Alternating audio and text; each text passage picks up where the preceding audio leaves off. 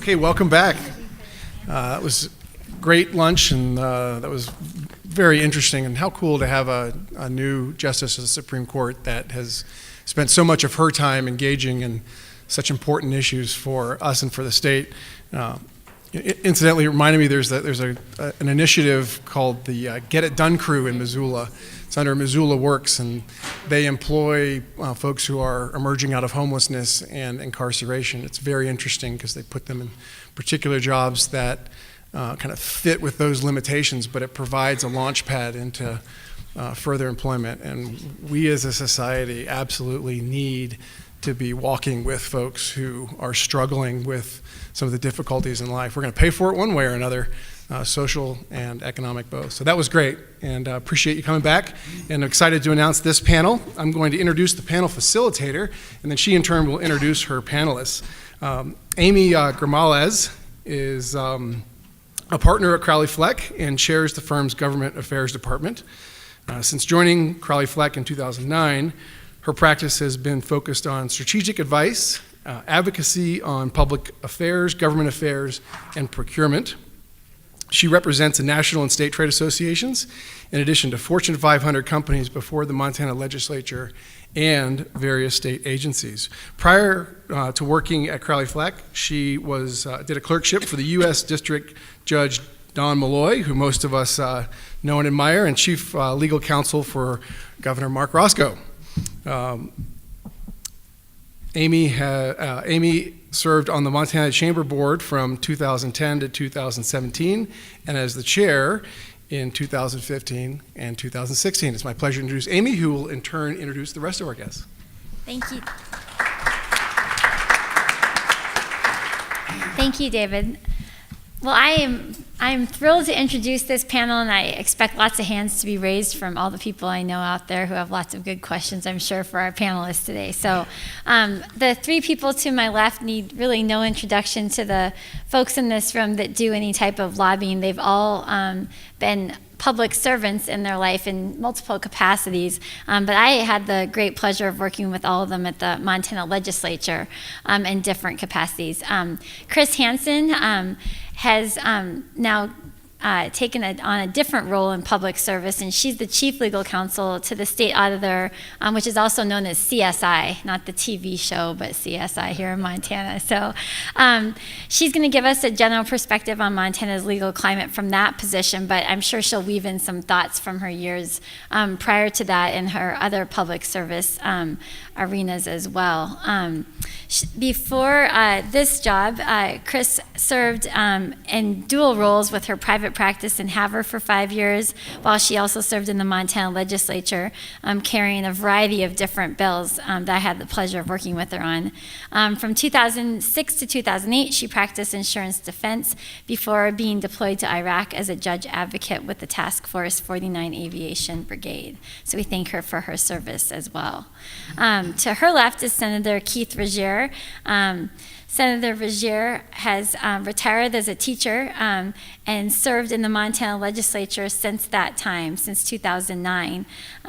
He has been also in a variety of amazing jobs at the legislature, which I find terrific given the fact that we have term limits.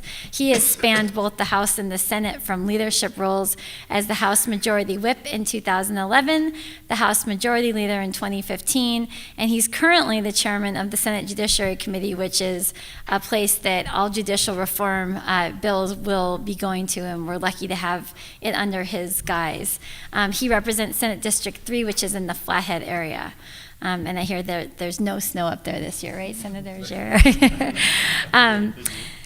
Senator Nels Swandel, we've been lucky during my tenure to have had one judge, and it's been Judge Swandel. We were really blessed to have him there as well. Prior to him being in the legislature, he had an honorable military career, retiring as colonel in the U.S. Army, serving as the state staff judge advocate for the state of Montana. He also served as the Park County attorney for 11 years and as referenced later as the district judge for the 6th Judicial District from 1995 to 2012. While he's in the state Senate, he is also in private practice with his daughter since 2015. So I'm sure that has its ups and downs. You can talk about those later. This is a terrific panel, as you can tell from their bios and introductions. And so each of them is going to have about 10 to 15 minutes to give their perspective on a number of different topics that Bridger's given to them. And then I'll throw in some questions and really would love to have an interactive session with all of you. So with that, if you wouldn't mind going first, Chris. Thank you, Amy, and thank you all. Good afternoon. Appreciate being here today. It's kind of my privilege to represent Commissioner Matt Rosendale to you today and discuss a little bit about the State Auditor's Office, the mission of the Auditor's Office, vision, legislative priorities that will impact consumers and the business community in Montana. Just as a side note, because I always want to say it when he's here, but Senator Judge Colonel Swandle was the guy that sent me to Iraq, which I was grateful for. So anyway, the Auditor's Office is not a super well-known agency. So one of the most frequent questions that I get is, what exactly does the SAO do? And so I just want to briefly set the stage for you guys about before I get into our legislative agenda and introduce you to what the agency does just a little bit. A lot of you do know, you practice in the arena, but it's pretty, I almost always tell people something that they didn't know about the agency. So just briefly, Article 6 of the Montana Constitution creates the Office of the State Auditor, but it doesn't give it any duties. It just says there is a state auditor. And therefore, it was up to the legislature to assign work, I guess, to the state auditor's office. So the state auditor is the de facto commissioner of insurance by statute and the de facto commissioner of securities by statute. So as the commissioner of insurance, the core functions of the agency really are to review and approve the forms for insurance policies across all spectrum of insurance, license producers and agents, conduct financial exams of insurance companies for their solvency, conduct conduct exams for insurance companies for their behavior in the market, review their rates, approve their rates, and investigate consumer complaints for the state of Montana. And then as the Commissioner of Securities, our consumer protection, we are the consumer protection agency for investors who purchase securities in Montana. We investigate and examine securities investment advisors and broker-dealers who sell securities in Montana. We are statutorily required to provide investor education and outreach and financial literacy for consumers in the state of Montana. And the thing that we're finding the most fun in the securities department at the office is we are also mandatorily required to assist in bringing investment capital for startup businesses and business growth in an expansion in Montana. So with that, I'm going to give you a little bit of an advertisement, because next week we're actually kicking off what we're calling the Capital Formations Tour, where we'll be going in conjunction with most of the small Chamber of Commerce units around the state. We're contacting them and getting in contact with them and their members to attend our little capital formation and crowdfunding. We're doing a whole bunch of information on crowdfunding for potential business investors in the state of Montana. I have the whole schedule for you. It's pretty comprehensive. We go from Havre to Baker to Ekalaka to Hamilton, and just about every place in between. I can share that with you. For those of you that didn't know that we did that, I also have little brochures that talk about what the Securities Commissioner's role in capital formations is. So just to kind of give you an example, last week the Commissioner was down in Gallatin County at the Cowboy Cricket facility. Cowboy crickets raise crickets for consumption. And this little packet was the cricket protein-laden cookie that they make with their cricket powder, which I ate on the way over here because I didn't get here in time for your lunch. But they are seeking $750,000 in initial public offering funds, and the commissioner was able last week to sign an exemption to allow them to raise that money in small dollar increments throughout the state of Montana. So it's a role that we play that a lot of people aren't familiar with, but it's actually really turning out to be a pretty fun thing that we do. So if you have any questions about that, you know, contact us, let us know. I can hand you one of these little brochures or whatever, but it doesn't have anything to do with the law. So next, in summary then, essentially, we are the criminal justice regulatory agency. We prosecute white-collar crime and insurance and securities fraud. In addition, we assist Montanans with complaints against their insurance companies or their financial advisors. And we seek to bring business and business capital to Montana via capital formation. And we seek to regulate these entities in a reasonable, fair, and consistent manner with a stable regulatory structure. So I hope you learned something with that fairly long introduction. So in terms of the things I was asked to talk about today, regulatory issues that kind of came up in the 2017 session. I'll just give you two kind of key examples. If some of you may have been familiar with the air ambulance discussion and question that happened in the last couple years. There were big problems with individuals getting huge bills for air ambulance services that were not covered by their insurer. Mostly it turns out that this was because the air ambulance providers were out of network with the insurance companies.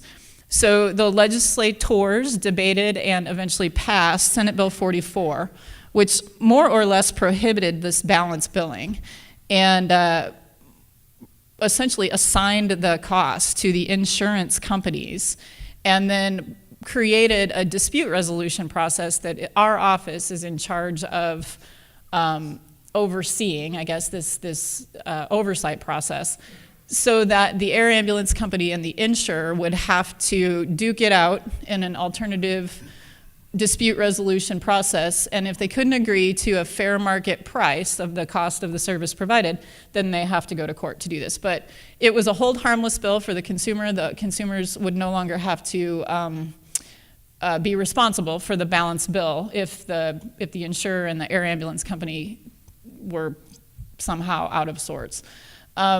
Since that bill has passed, most of the air ambulance companies and the insurers have negotiated in-network agreements. And so we've now brought nearly everybody in-network, so the balance billing question isn't as big a question as it was.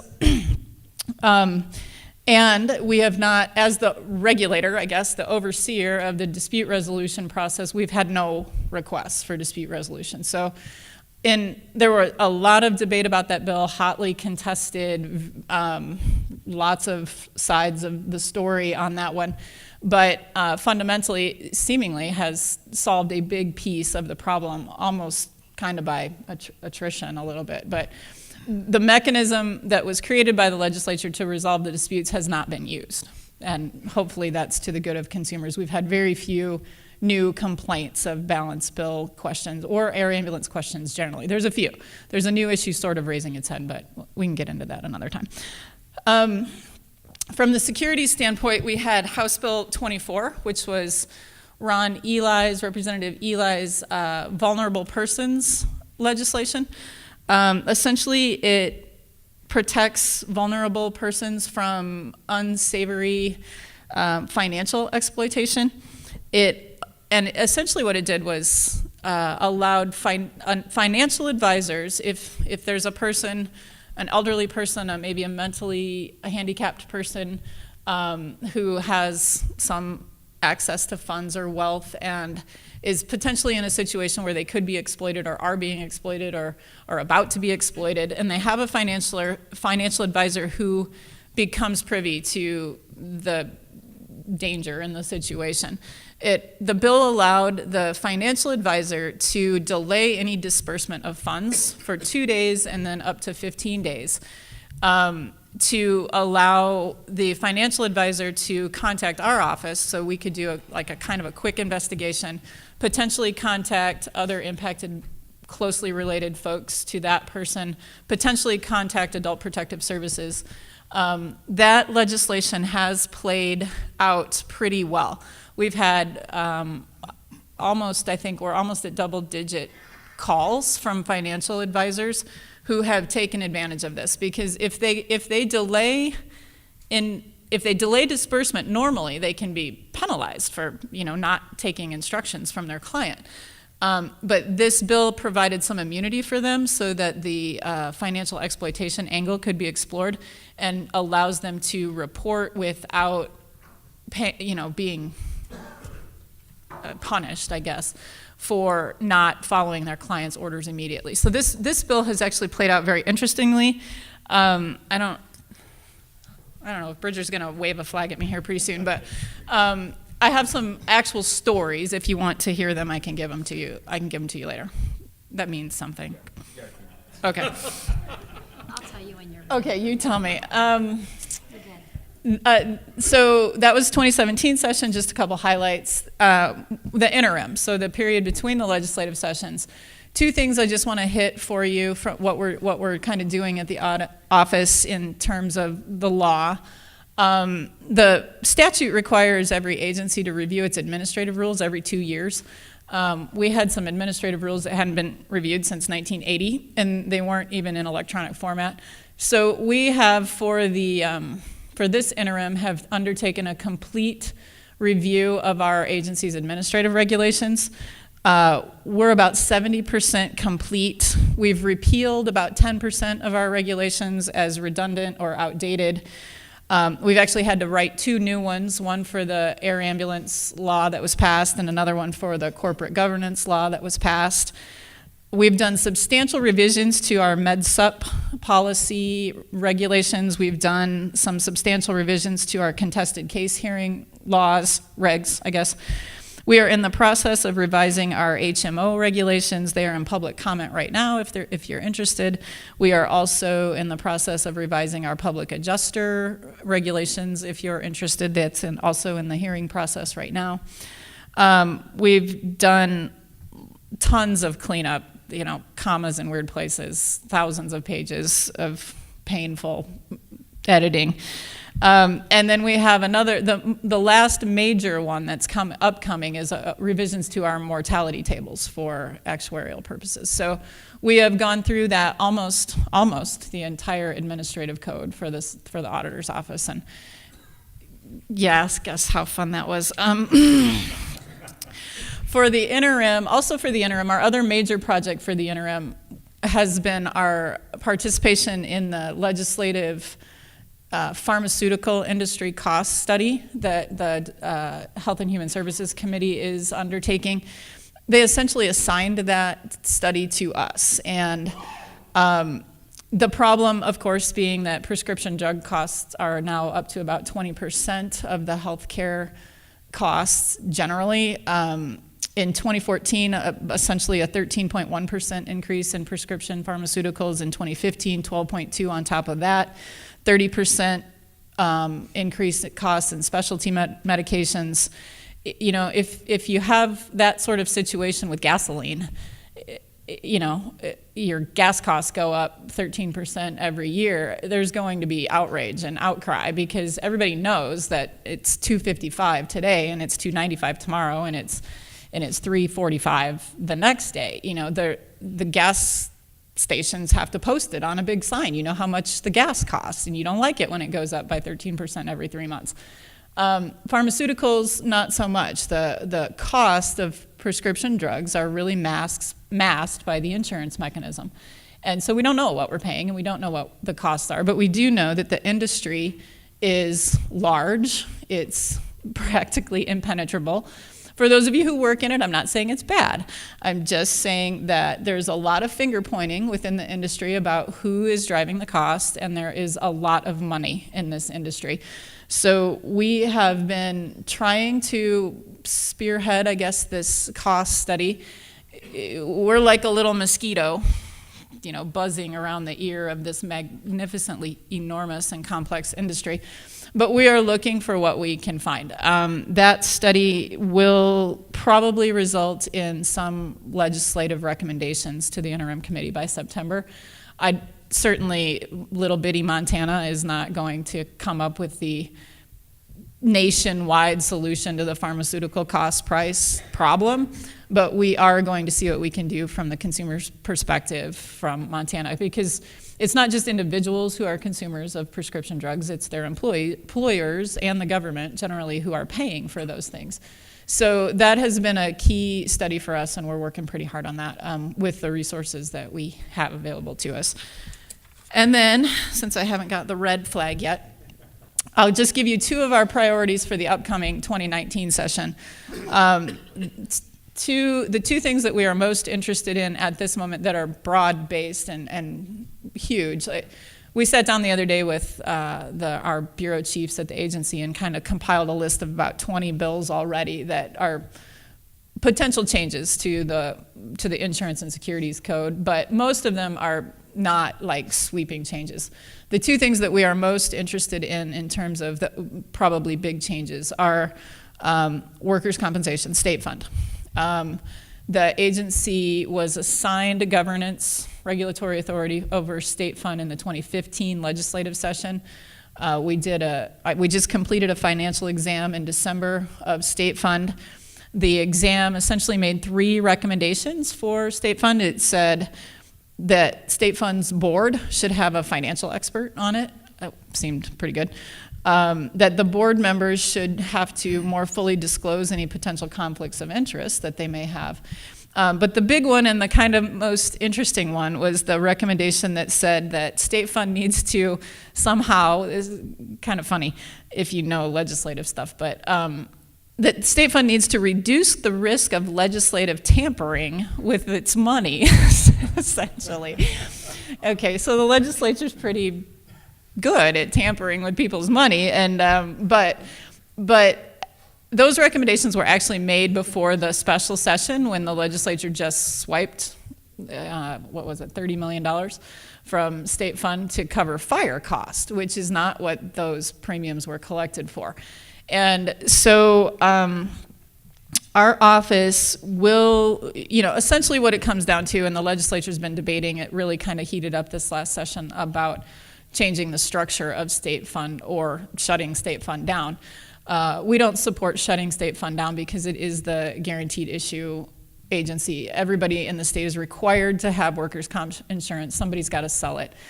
So we don't support eliminating state fund, but we do support turning state fund into a domestic mutual insurer and essentially privatizing that function. So we are involved in that. In those discussions, we'll be looking at that. We'll see how we can help, but we will be supporting that type of process.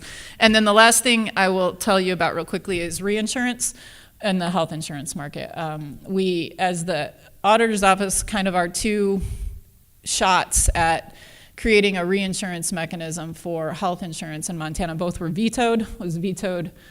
We requested not a reinsurance legislation itself, but during the session and in the special session, we attempted to get the governor to sign a bill that would allow us to write a waiver to the federal government to create a reinsurance pool for the state of Montana.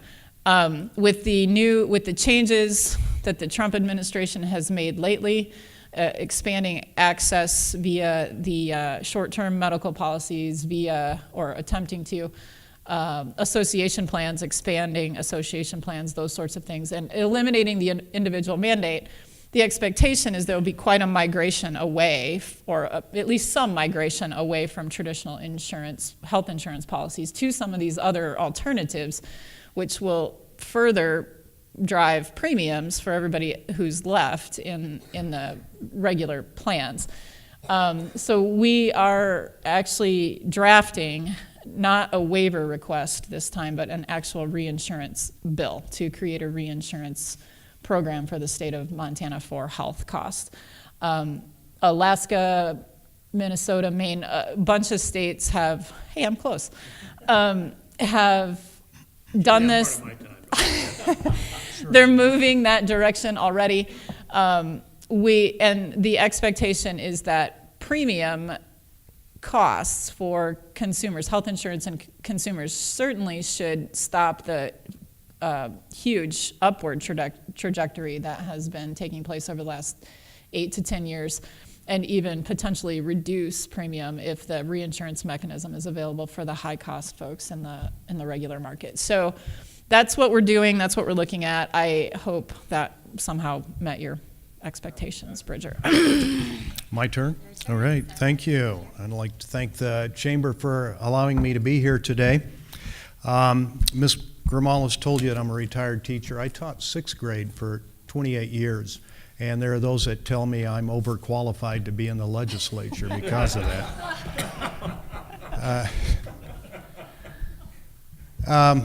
From my perspective, Mr. Malum gave us some guidelines to go over. My perspective as Senate Judiciary Chairman, when I saw the bills coming in at the beginning of the session, I'm going, my goodness, this Commission on Sentencing was really busy.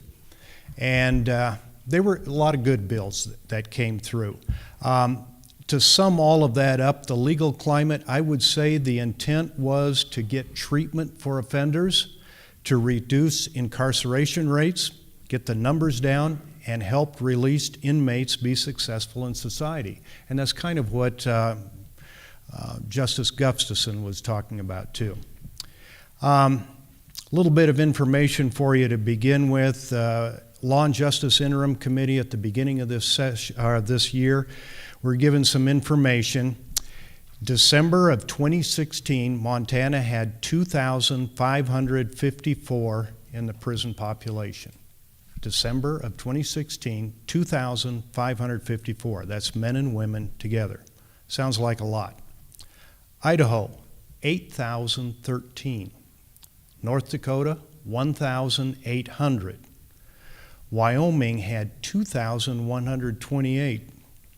And then a couple of other states, few of interest, Alaska, 4,919. Georgia, 56,656. And of course, California, 128,000. That's a lot. And I gave you all those numbers just so that, I mean, Montana sounds like a lot. And then hear these others, but that's a lot. And U.S. does have a high percent of its population in prison. And is that because we have a high number of criminals living here? Do we have too many laws? Are there other reasons? I think that'd be a good debate for the chamber to have sometime, why that's happening. Those bills that we went over, revising criminal justice laws, they came out of the interim, not this time, but the last session. The Commission on Sentencing, I'll give you a little bit of a summary on some of those that became law. Senate Bill 59, this bill created an oversight council to track the effects of criminal justice legislation. Senate Bill 60 expedited the pre-sentence investigation process and reduced recidivism by helping judges identify who would likely benefit from supervision and treatment. Senate Bill 64 requires the Board of Pardons and Parole to be a professional board. That new board started January 1st of this year, so it's kind of early to tell how that's working out, but so far, so good. Senate Bill 65 establishes a supportive housing grant program to help released inmates obtain permanent housing. House Bill 278 allows judges to place offenders in drug treatment instead of prison. House Bill 133, this was a fairly controversial bill.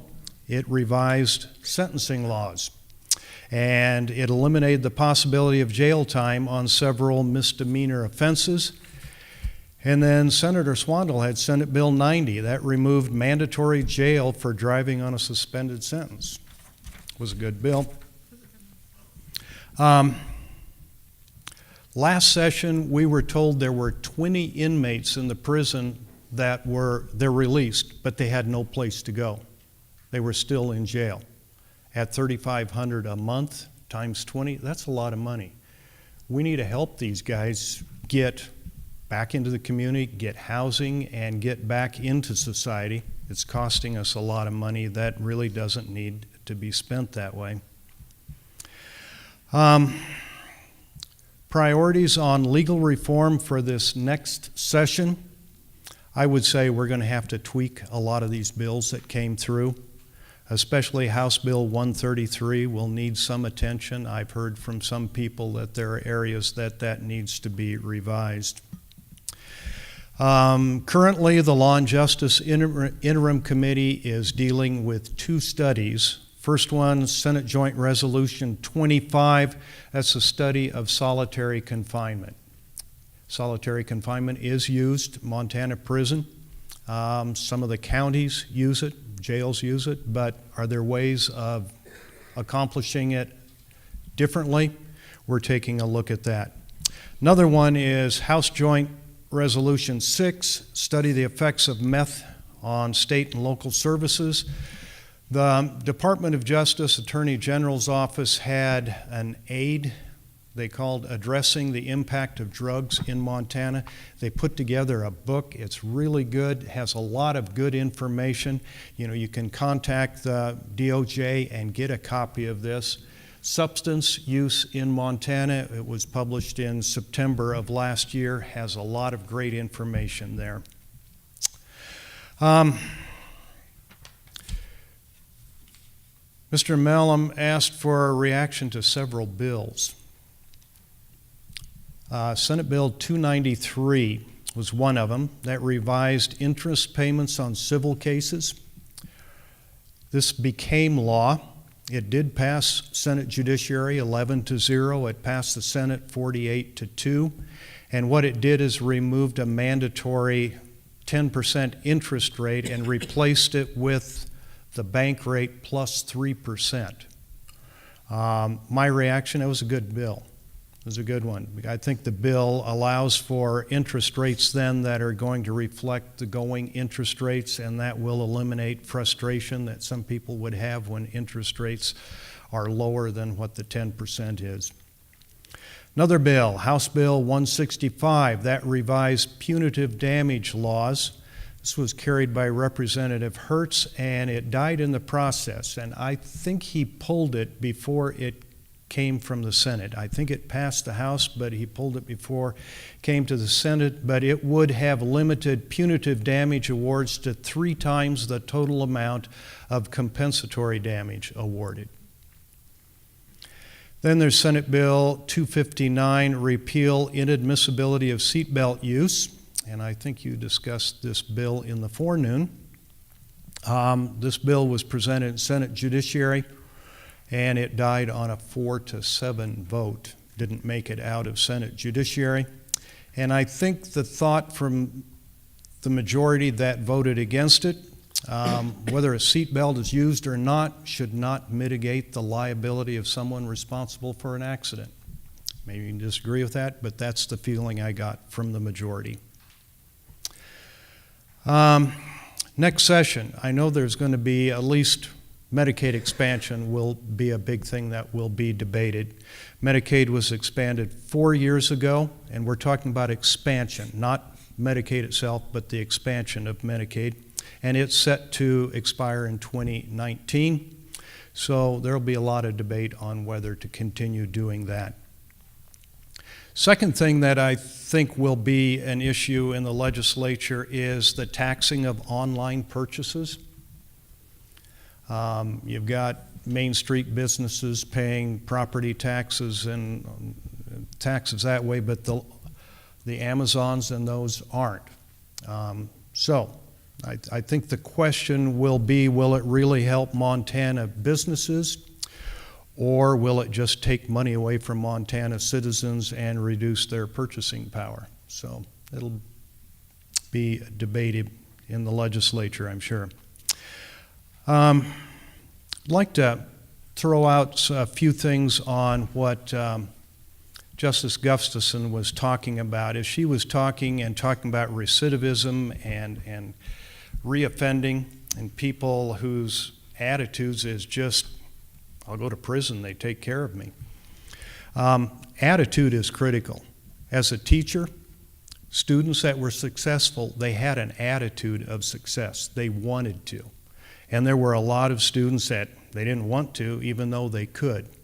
So I think we really need to work on people's attitudes, and by doing that, if we can move from an attitude of dependency to one of prosperity, I think that that'll reduce a lot of drug problems, reduce a lot of mental illness, and reduce prison population.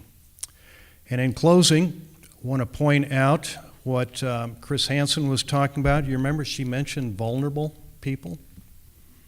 Definition for vulnerable includes everybody 60 years of age and over. Just want to throw that out there and let you know it's there. And with that, I am done. Is there a question to answer later? Great. All right. Nell Swandle, thank you for having me. First of all, let me set the record straight on ex-Senator Hansen's and ex-Captain Hansen's comments that I sent to Iraq. Actually, what happened is that I was sitting in a meeting with the Chief of Personnel of the JAG Corps in, I think, Washington, D.C., when I get a call from her saying, I really want to go and they won't take me. And I said, I'm sitting across from the person that might be able to arrange that. And I think it was about a week later. Off she was. But she asked, and thank God she came back all right. So Keith and I were given the same question, so I don't have, obviously, much to say. He covered most of it, but we were given certain topics from Bridger to question, and I do want to state that both Senator Regier and I voted against raiding the state fund. I'm sure that's public record. Just so Chris said we're a little free with money. We weren't. We aren't, but there are others that were. Bridger asked me my general perspective of Montana's legal climate from my capacity as senator and as a judge. Well, as a judge, I didn't think about that. I know it's old-fashioned, but I just looked at the law as written, and it wasn't my job as a judge to consider the legal climate of Montana, just to follow what the legislature said in the Supreme Court, who sometimes, of course, ignored the legislature. And still do, for that matter. I mean, not a big secret, is it? But as far as civil lawsuits, which we're discussing here today, in Park County, in 18 years as a district court judge, and many trials, I had one plaintiff verdict. And that was it in 18 years. And so, obviously, from that perspective, it wasn't too bad.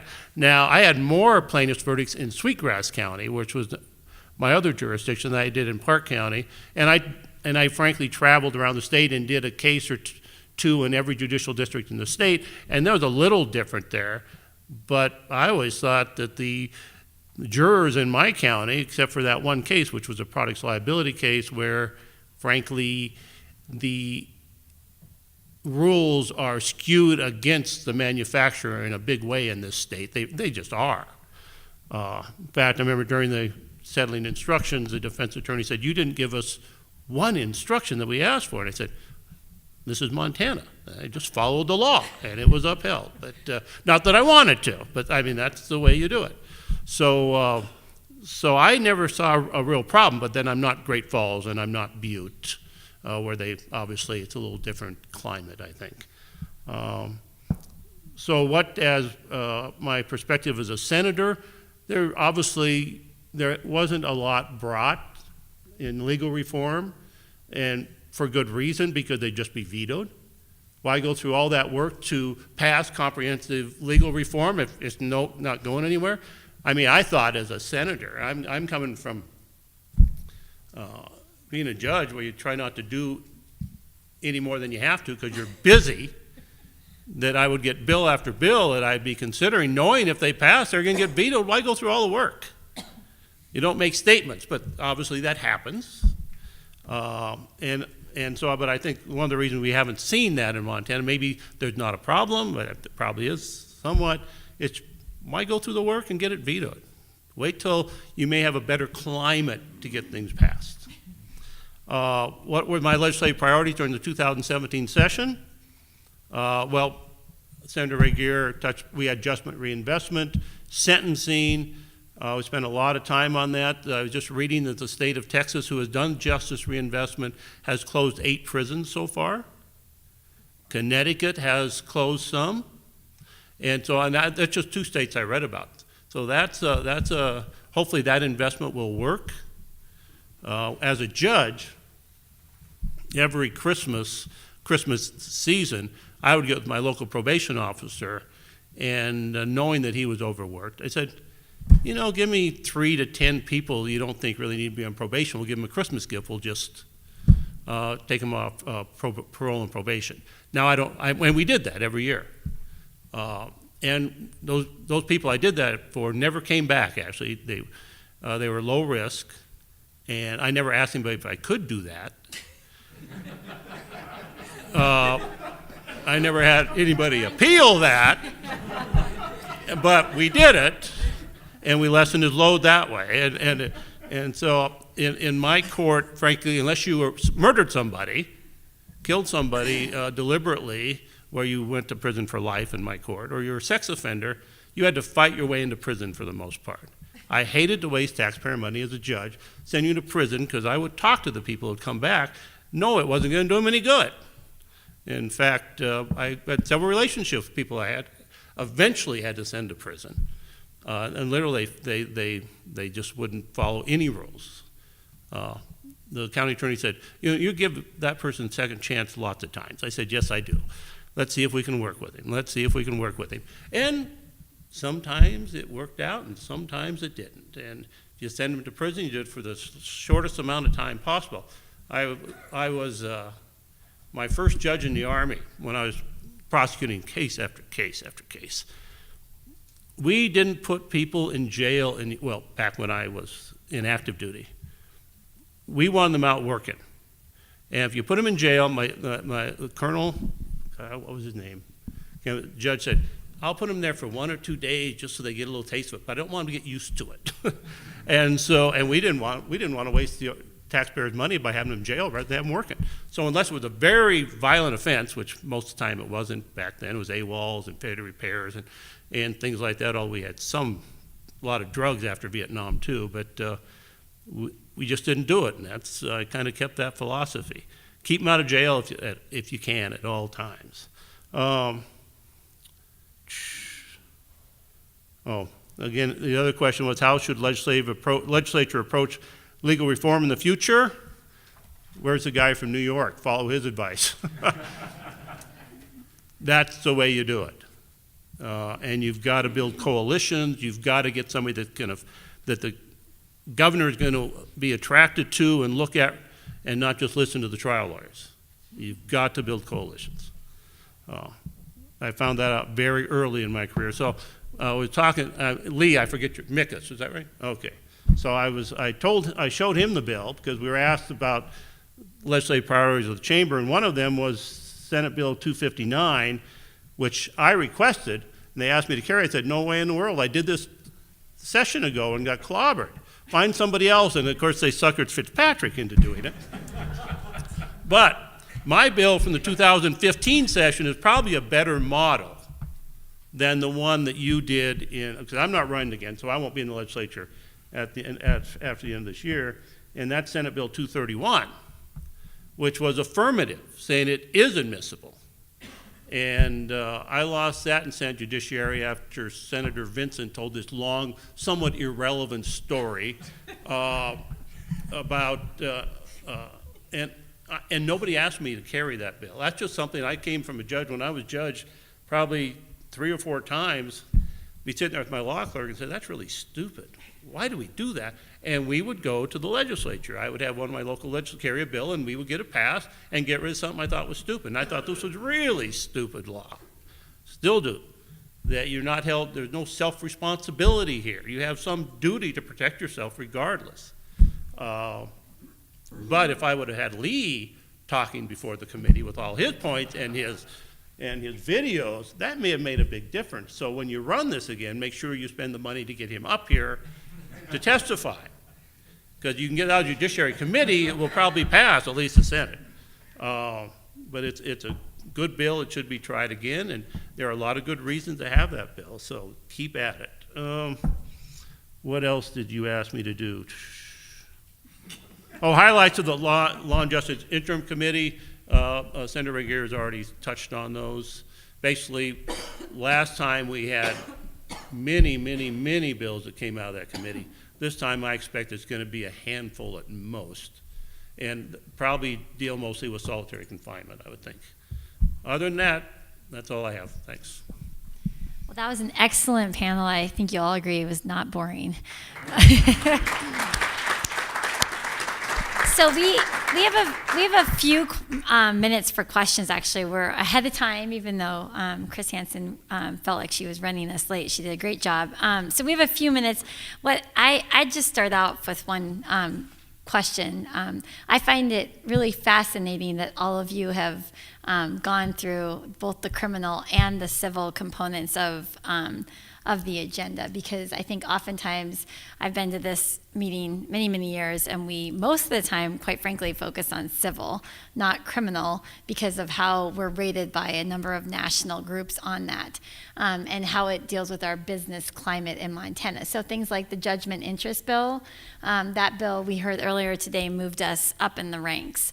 The seatbelt admissibility bill is one of those that would absolutely make this a better business climate rated from a civil perspective, and potentially have some ramifications as well from a cost perspective.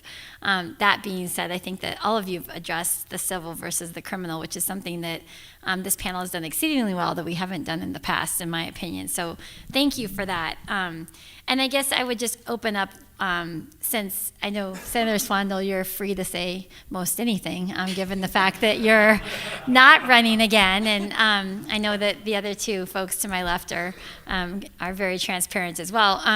Is there anything that you think would help the state of Montana from an either civil or criminal perspective in terms of being more attractive? I heard Chris Hansen speak about the duties of the office that she currently works with and for, in terms of bringing capital to Montana. And I will tell you, after working with the chamber and a number of my clients, capital isn't coming to Montana if it's not a good business climate. Mm-hmm. So you can and should go around the state doing that, but I'm curious if there's some other things that we should be doing as a state. So I guess I'd open that up, and then I'll let Bridger walk around with the mic as well for a few minutes, because I see a lot of people itching to put their hands up. I can just feel it out there. So anyways, maybe Senator Swandel, will start with you on that. Well, that's really hasn't been my focus, but I do have several friends that are contractors, and one in particular was trying to build a business in the city of Bozeman. And after wrangling with their planning department and the council and trying to get some concessions on this, I mean, he said the rules and regulations were so bad that he just moved out and built it in the county. So the city lost that revenue. And so something that President Trump is doing is revising regulations and rules, streamlining them, not being so costly, and some of the regulations, some of these cities are frankly outrageous. That's where I think you could probably make the most change. Probably not in the legislature, but in local governments and looking what they're doing. Thanks. Business climate. Business climate, you've got regulation, then you've got taxes, then the laws part too. So I don't know, Ms. Grimalis, is one of them weighted more than the other as far as importance? I think under the chamber perspective, they're all important. They're all important. They're all equal 4 pillars. Yeah, and Don't make I would. Bridger stand up and give you his 4-pillar plan. Too many members to single out one thing, so don't put me in that spot. Okay, so in other words, don't ask questions, just answer them here. Okay. No, we have no answers. Okay. Okay. Well, yeah, the businesses, Montana, I think personal income, we're either last or second last in the nation, and to me that is sad. When I started teaching way back in 1975, I mean, there were guys out making $15 an hour in the woods, and I was teaching for $8,000 a year. And it was like, hey, I need to get out there. Maybe I ought to quit teaching and go make some money. That has changed, hasn't it?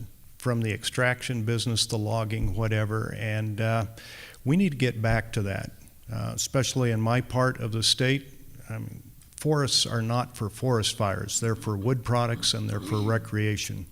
And we need to get there. And I agree, regulation, we need a lot of these departments to look at their administrative rules and get rid of a lot of them that are hindering businesses. From the legislative standpoint, taxes, me personally, we need to get completely rid of business equipment tax. You're being punished for being successful, and that's not right. Thanks. I don't know, that was kind of a hard question for spur of the moment, but when Nels was just talking about not pounding his head against the wall and carrying legislation he knows he's going to get vetoed, and specifically regarding tort reform, when I came in 2011, I think we had a package of 6 or 7 or 8 tort reform bills. And we did that. We shoved them all through the legislative process. We got most of them passed. We got all of them vetoed, I think. 2013, we came back and brought a few of them, but not all of them. And, okay, we'll cut our losses a little bit.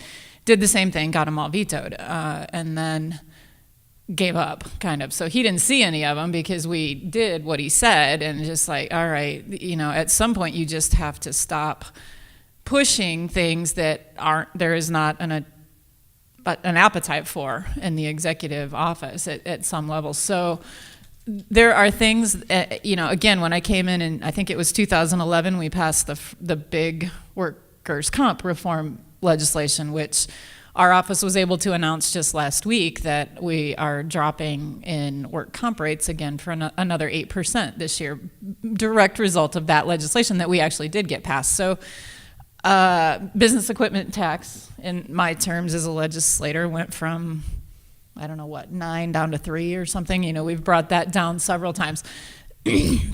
All of these things are really excellent things to do. Pinpointing other specific niche pieces of legislation that we can get some appetite for is the only way to do it in the current administration. So some of you talked about rules. We've talked about the rules. We've gone through our rules top to bottom and tried to streamline them. We're looking for more areas. If I've only repealed 10%, I feel like I kind of failed. Come back and tell me where I can repeal some more regulations, and we will look for areas where we don't need to be a burden to the business community. We're looking for those things. So in terms of setting the stage for the entire state, there's good legislation out there. There's got to be momentum to get it all the way through the process. So keep working on it, Amy. Bridger, I'll let you take the mic. Other questions?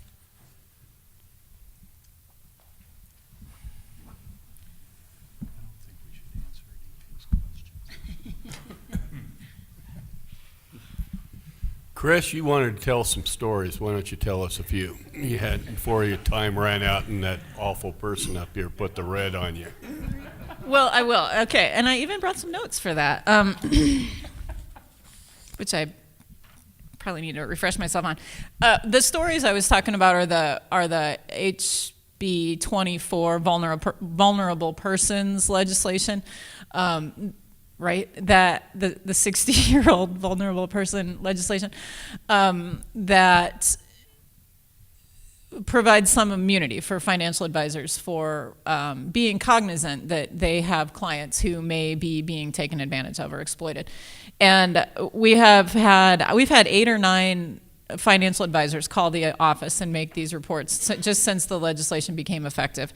And I think that's excellent. This is actually a bill that appears to be working. But one of the stories we just got last week, a financial advisor called the office and said that he had a client, she's about 73, and he has watched her investment dissipate from $150,000 at this time last year down to $19,000 this year.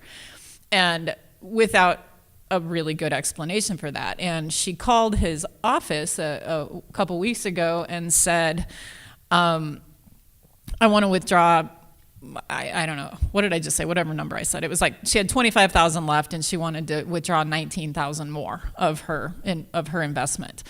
And he could hear somebody screaming at her in the background. He could hear somebody yelling and hollering at her in the background on the phone.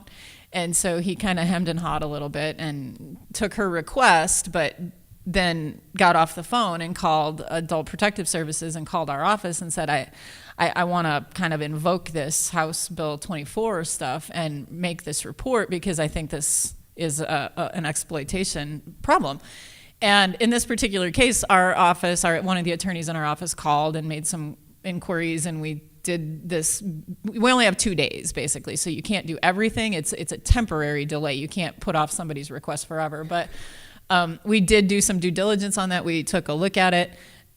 So did APS. We talked to each other and made a determination that she is actually perfectly financially sound, or mentally sound, that this son of hers had, he had MS or something, so they lived together, and so they're just, they support each other, they're each other's companions. She wanted her money, she had something she wanted to do with it, she was mentally sound, and so we had to release the money. But the advisor did the right thing. He felt he had the ability to do so under the legislation, and I guess what I'm saying is that it worked. That system worked for that moment. She was kind of mad that we did that, but in the grand scheme of things, him watching her investment shrink from $150,000 to $25,000 in less than a year was of concern to him, and he was trying to protect her interests. So that was I consider that a success story, even though we didn't stop the disbursement of funds. Another story we had a situation last fall, I think it was last fall, and sort of the same situation. An elderly woman had her account go from $225,000 to $50,000 over 2 years. We were called, the advisor called us, notified us. We did some looking into it, found out that it wasn't her, but it was her daughter making the disbursement request. Her daughter was taking the funds without authorization, and we were then, in that situation, able to go in and freeze that account and turn over the daughter to local authorities who are still prosecuting her for exploitation. So that piece of legislation, I think, has given some of our financial advisors the freedom they need, I think, to report some possibly bad situations. And so I like that bill. It's turned out pretty well. It's a little bit nerve-wracking because you're actually telling somebody they can sort of report on somebody else, but it has so far. I think our businesses, our financial advisors, they want to do the right thing by their clients, and when you have a situation where somebody's going to lose their life savings to an unscrupulous person, it's a little bit of a backstop, and so far it seems to be working pretty well. Thanks. Those are great examples. Bridger, who else is itching out there? I can see a lot of people's hands are thinking about it. We're not that interested. Not really? Okay, well, I guess I'll just wrap up then by saying that I want to thank our panelists for being with us today. I want to thank them for their public service as well. And on behalf of the Montana Chamber of Commerce, I know in jest, I said that Bridger could rattle off the strategic plan, but it's an important endeavor that the Chamber went through, and it's based on input from many of you and or your clients on what were the business priorities of Montana, and making Montana a good legal environment is a huge part of that, because if we want to have businesses thrive and have good paying jobs, as you all referred to, that keep people sustained and move forward, and our prison population coming back to workforce opportunities that we have abundantly in Montana, we really do need to try to make sure every day we're keeping ourselves focused on legal reform. So I want to thank all of you for taking the time, and I'd like to have another round of applause for our panel.